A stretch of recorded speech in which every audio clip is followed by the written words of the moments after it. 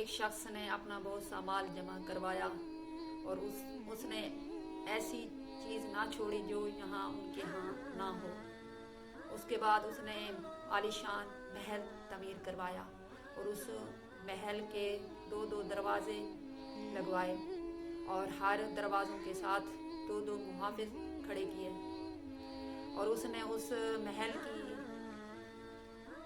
تعمیر میں ایک ضیافت بہت بڑی رکھی اور اس میں عزیز و اقارب سب جمع کیے اور انہیں دعوت دی۔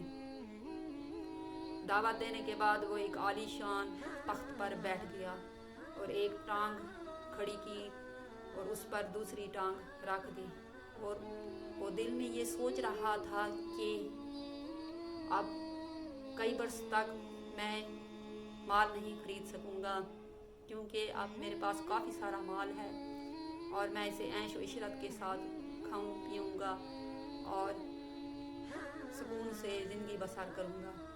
ابھی یہ دل میں سوچ ہی رہا تھا کہ دروازے پر ایک فقیر آیا جو کہ پھٹے پرانے کپڑوں میں تھا۔ انہوں نے آ کر دروازہ بہت زیادہ کھٹکانا شروع کر دیا، اتنی دستک دی کہ تخت پر بیٹھا ہوا اس شخص کی آواز کانوں پر پڑی۔ اس نے جب آواز سنی تو انہوں نے نوکروں کو حکم دیا کہ جاؤ اس نامعقول شخص کو کہو دروازہ اس طرح کھٹکاتے ہیں، اس طرح دروازے کو زور زور سے پیٹتے ہیں، جاؤ اسے روکاؤ۔ کہا کہ تیرے آقا سے مجھے بات کرنی ہے۔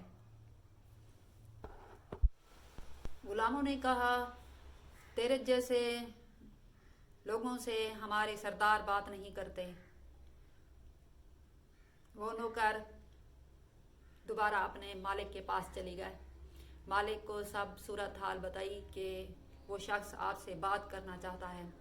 تو وہ شخص آگ بگولے ہوا اور کہنے لگا تو نے انہیں مزہ نہیں چکھایا اس بات کے کہنے پر۔ ابھی یہ کہہ ہی رہا تھا دوبارہ دروازے پر دستک زور زور سے ہوئی۔ وہ سردار غصے میں آ گیا اور اس نے کہا جاؤ اس نامعقول شخص کو اس بات کا مزہ چکھاؤ۔ وہ نوکر پھر دوڑتے ہوئے گئے اور جا کر فقیر کو کہنے لگے کہ تجھے دستک دیتے ہوئے طریقہ کار نہیں، تو اتنا کھٹکھٹا رہا ہے، آخر بات کیا ہے؟ اس فقیر نے کہا میں مالک الموت ہوں اور تیرے سردار کی روح قبض کرنے آیا ہوں۔ تو اس پر نوکروں کے ہوش حواس جاتے رہے۔ انہوں نے جا کر اپنے سردار کو سب صورت حال بتا دی کہ مالک الموت آئی ہے اور تمہاری روح قبض کرنا چاہتی ہے۔ ابھی یہی بات ہو رہی تھی کہ مالک الموت اندر آ گئی۔ مالک الموت نے کہا کہ اے شخص تو جو کچھ کرنا ہے کر لے، میں تیری روح قبض کرنے آیا ہوں۔ اس سردار نے کہا اے مالک الموت تو میرے حصے کی کوئی دوسرے شخص کا فدیہ لے لے اور اسے اس کی روح قبض کر دے۔ مالک الموت نے کہا نہیں، یہ میں نے اللہ کا وعدہ ہے اور کوئی کسی کی نذرانہ پیش نہیں کر سکتا جان کا۔ ہر کسی کی جان اپنی ہی ہے اور ہر کسی نے ذائقہ موت کا چکھنا ہے۔ اللہ نے تیری روح قبض کرنے کے لیے بھیجا ہے، میں تیری روح قبض کر کے ہی جاؤں گا۔ اس مالدار شخص نے تمام مال اکٹھا کروایا اور اس پر لعنت کرنے لگا، اے مال تجھ پر لعنت ہو، تو نے مجھے اللہ تعالیٰ سے غافل رکھا، اللہ تعالیٰ کی عبادت کرنے سے غافل رکھا۔ مال کو اللہ تعالیٰ نے قوت گوئی عطا کی۔ اس نے سردار سے خطاب کیا کہ اے مالک تو مجھ پر لعنت کیوں کرتا ہے؟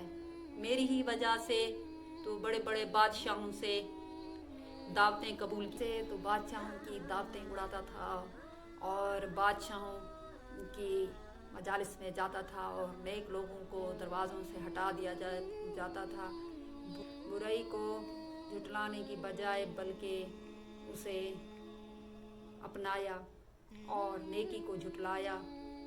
मेरी ही वजह से तूने बुराई में पैसे खर्च किए और नेकी की राह अख्तियार नहीं की। इसी ही वजह से आज तू खुद पछता रहा है। दौलत ने कहा, अगर तू खैर पर मुझे खर्च करता तो मैं तेरे काम आती। तूने मुझे भलाई में खर्च नहीं किया, मैं इसीलिए तुम्हारे काम नहीं आ सकती। और न ही आखिरत में उस पर मलकुल मौत ने उस शख्स की रूह कब्ज़ कर ली।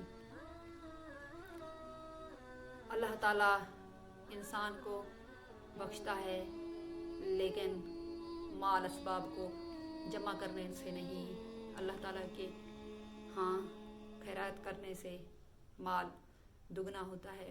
अल्लाह ताला फरमाते हैं, तुम एक करके दो, मैं 10 कर दूंगा, बल्कि 10 नहीं 70 गुना ज़्यादा सवाब अता फरमाता है। हमें भी चाहिए हम भी अल्लाह ताला के राह में खर्च करें, और बल्कि दिखावे के लिए नहीं, बल्कि छुपा कर नेकी करनी है तो छुपा कर करो। वही ना कहते हैं कि नेकी कर दरिया में डाल।